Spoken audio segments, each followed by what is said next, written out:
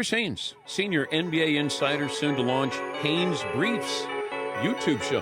Haynes Briefs. How about a round of applause for that, Chris Haynes? I like that. Haynes Briefs. Haynes Briefs. Haynes Briefs. Talking about the Haynes report. Yeah, I mean, come on, man. Of course. I remember that shit. What's up, everybody? Welcome to another episode of the Haynes Briefs Show here on YouTube, and I appreciate you all for tuning in, checking me out. Once again, I want to tell you guys to subscribe, share, comment, please, and, also put me on instant notification whenever I drop a new episode. So this episode right here, we're going to focus on the Phoenix Suns. They just fired head coach Mike Budenholzer after one season. So again, everybody, I encourage you.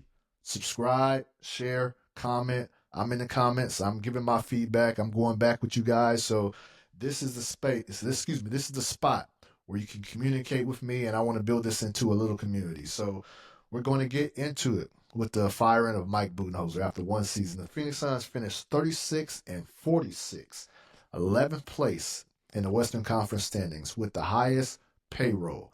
So definitely an underachieving season. The Phoenix Suns made their move. We all seen this coming for quite some time. And so I'm going to get into some large reporting on what led to the fire and the ouster of Mike Budenholzer after one season. And so, but he signed a 5-year deal. A 5-year deal. So he has 4 years remaining on his contract. The Phoenix Suns have fired 3 coaches in 3 years.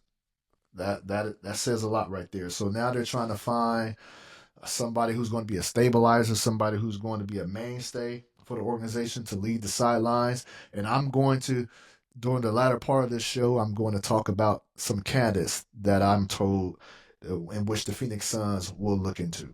So let's talk first about what got us to this point.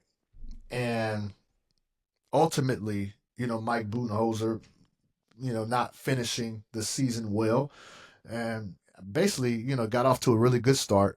But in between that time is where things kind of took off in the wrong direction. But one thing that I can point to was his communication skills and how he communicated, how he conveyed his message. And it just didn't work for a few players on the team. And I'm going to get into that. So league sources told me earlier in the season, Coach Budenholzer met with Bradely Beal, and he told Bradely Beal that he wanted him to be the Jrue Holiday of this team.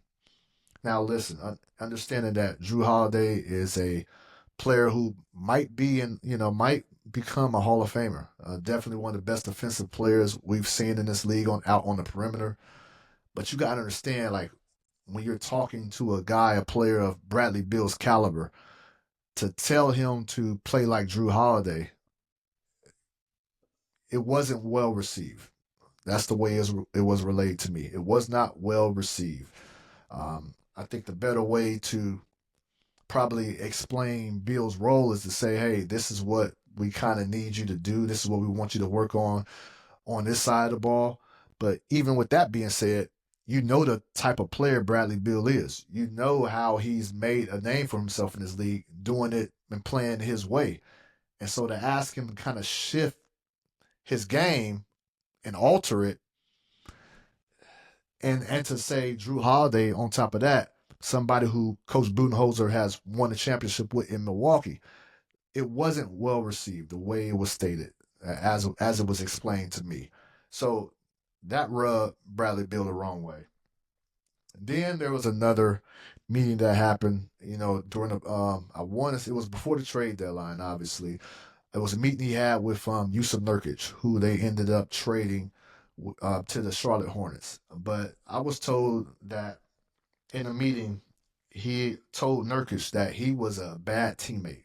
This is how sources related to me told Nurkic that he was a bad teammate and he was somebody who refused to set quality screens. And I was told Nurk took that as mad disrespect.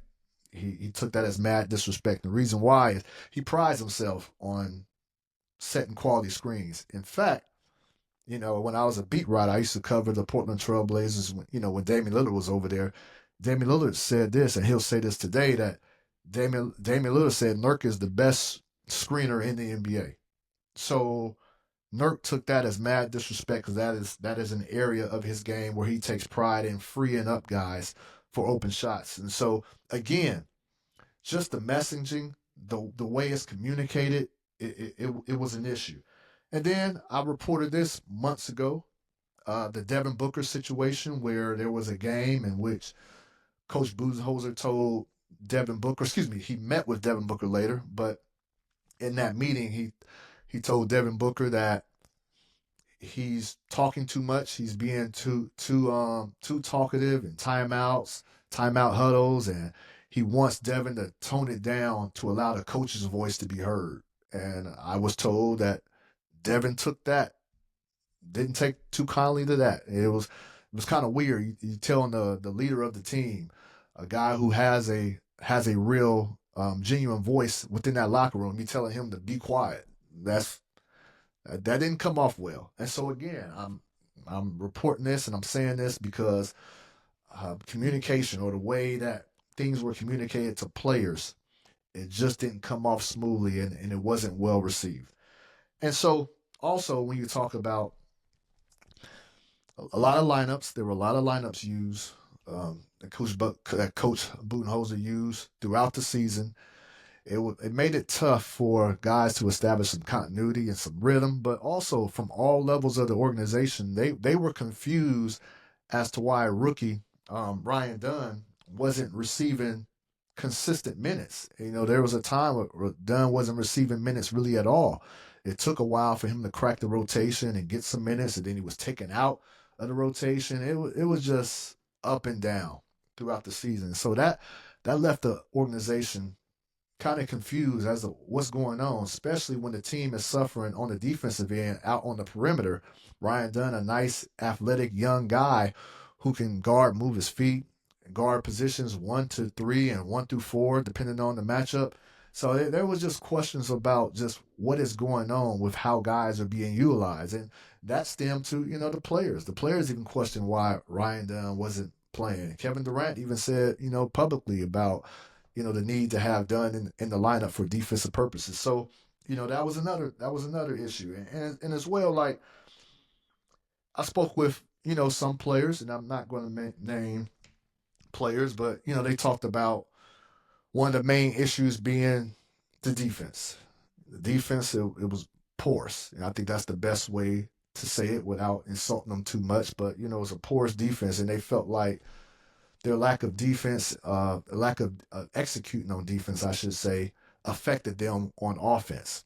And they could just never find the right scheme, never find the right personnel, or the right personnel just wasn't being put out there on the floor enough. And that led to some conflict. And as well, players were also told that, with this offense that Coach Budenholzer ran, it was a freedom offense. It was a random offense. And there was really no roles defined, particularly for the big three. It was like, guys, go out there and play. Go out there and figure it out. And so there were a lot of times where players complain to themselves about just the fact that there needs to be more structure. They need to make sure that guys know when they're getting shots. Guys know when their numbers are being called.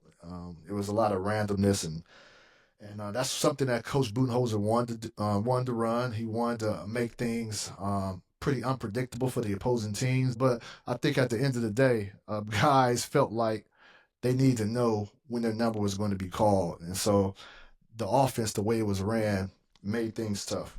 Now, with all that being said, the Suns have to figure out what they're going to do moving forward. And I'm not even going to get into the offseason right now as far as player transactions, Kevin Durant's future, Bradley Beal's future. Let's talk right now about the coaching search, because that is next. So sources relayed to me that these are a list of coaching candidates that are going to be looked at by the Phoenix Suns. Mike Brown. Mike Brown is one of them. Mike Brown, former head coach of the Sacramento Kings. Pelicans head coach, current head coach, Willie Green. So we're going to see Is Willie going to stay there in New Orleans? New Orleans just parted ways with the president of basketball operations, David Griffin. And so we're going to see if is Willie going to stay there in place or not. If Willie's going to be outed, Phoenix is definitely going to take a look at Willie. Willie spent some time in Phoenix. Miami assistant Chris Quinn. Cavs assistant Johnny Bryant. Mavs assistants Sean Sweeney and Jared Dudley. Jared Dudley played in Phoenix, has strong ties to the Phoenix area. Rockets assistant Royal Ivey. Suns assistant David Fisdale, who is currently the assistant right now for the Suns. And former Suns assistant and BYU head coach Kevin Young. So those are some names that I was told that the team will look into and evaluate in the period and choose on who they're going to bring in for interviews. And so that's the next phase right now. But if you look at those lists, these are guys who played in the NBA before, or these are young and up and coming guys. And so it's kind of the list of candidates in which they bring in is kind of going to tell you the direction they're moving forward. Like, I think a lot of teams feel like, look at the Lakers, feel like they probably need a voice that's not too far removed from playing, or an assistant coach, a young up-and-coming assistant coach who has the ear of the players.